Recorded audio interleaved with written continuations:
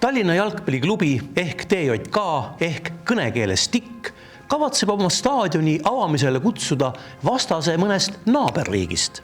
Kuna rootslased viimasel hetkel ära ütlevad, lükkub avamine päeva võrra edasi ja toimub 16. augustil 1925.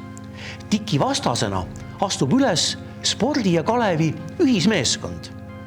Kuna kokkuleppe sõlmitakse meeskondade kaptenitega klubi asjameestest mööda minnes, tõuseb sellest suur skandaal. Kalevi juhid solvuvad ja keelavad oma mängijatel osaleda. Asja teeb halvemaks see, et TIK maksab vastasmeeskonna mängijatele raha, mis on vastuolus amatörismi reeglitega. Kalev viskab need 8 mängijat, kes otsustavad vastu klubi tahtmist ikkagi mängida, oma ridadest välja. Välja arvatud mängijad, kes oma sõnul kavatsenud saadud raha anda üle klubile, annetavad selle nüüd jalgpalliliidule.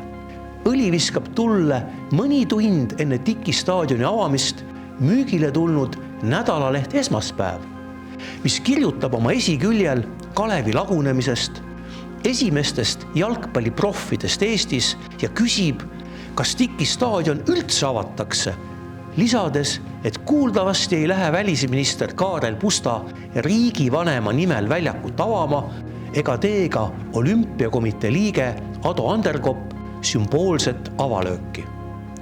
Kuna suhtumine professionalismi on sel ajal hukkamõistev, jäävadki nimetatud 2, riigivanem Jüri Jaaksonist rääkimata, avamisele tulemata. Neid asjatult oodates staadioni avamine hilineb. Kohal on siiski riigikontrolöör Aleksander Oinas ja Riigikogu liige Johan Laidoner. Lõpuks peab TJK esimees Aleksander Mänd lühikese kõne, tõmbab masti TJK rohelise lipu, millel lõvi hoiab käppa pallil ja kõlab Eesti hümn.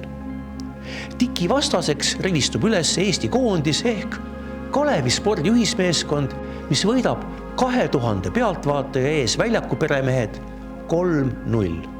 Staadioni avavärava lööb Eduard Elman. Pärast minnakse üheskoos sauna ja peole, kus osalevad ka ajakirjanikud.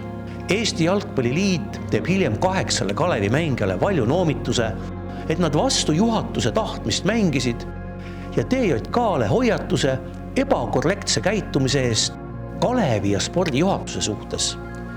Professionalismi süüdistus võetakse tagasi ja mehed loetakse mängukõlblikeks nii koondise kui ka klubide eest. 8 mängija diskvalifitseerimine Kalevi poolt jääb jõusse ja selles klubis nad mängida ei saa.